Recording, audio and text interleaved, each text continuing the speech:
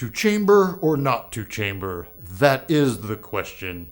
Howdy y'all and welcome back. This horse has been beaten to death.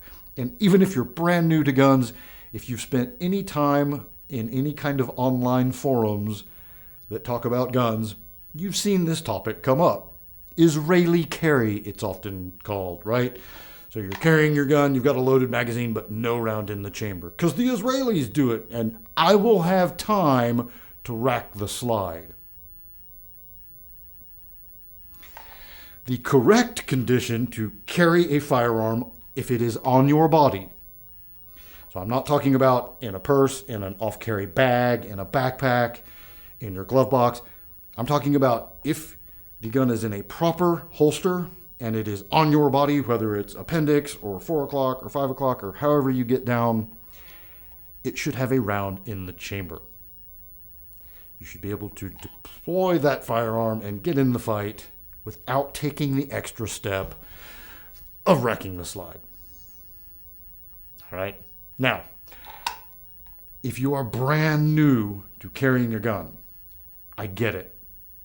There should be a little grace period, a little training wheels period, where you've got a loaded magazine, no round in the chamber, gun is in the holster, it's on your body, and you just need to get used to having a gun on you. Like, wow, this is weird, right?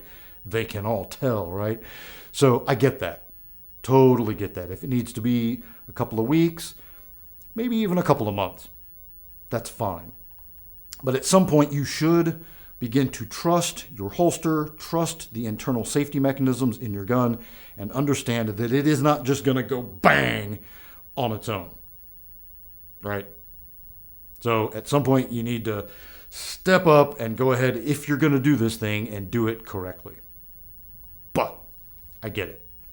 All right, so now let's talk about guns that are not directly on our body. So maybe it's in a purse or an off-carry bag, or it's in your bedside safe or whatever, right? In that case, I do recommend not chambering around. And that's just me. This is what I do personally, whether it's a long gun, AR-15, magazine loaded, but no round in the chamber, my bedside gun, magazine loaded, no round in the chamber. And for me, number one, it's consistent.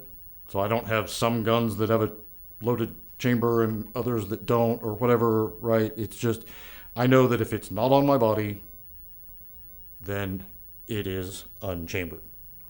Which means that if I need to grab it in an emergency situation, the first thing I'm going to do is chamber around. Or if it's a long gun, I may run the charging handle or pump a shot. You get the idea, right? So the idea here is, and God forbid this happen, but if someone you don't want to have hands on your gun gets hands on your gun, you're forcing them to take the extra step of racking the slide or running the charging handle, right?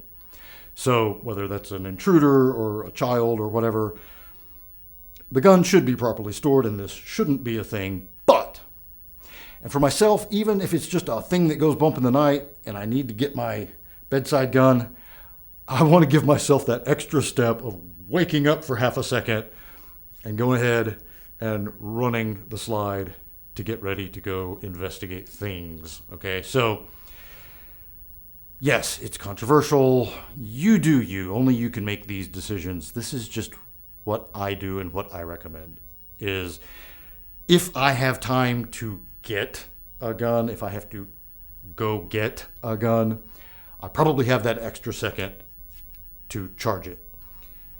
If I am out in the world and find myself in a situation where I need to deploy, I may not have that time because the situation may have found me and it's on me. It's right there.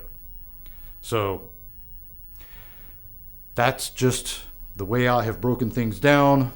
You can make your own informed decision. I'm not going to tell you what to do.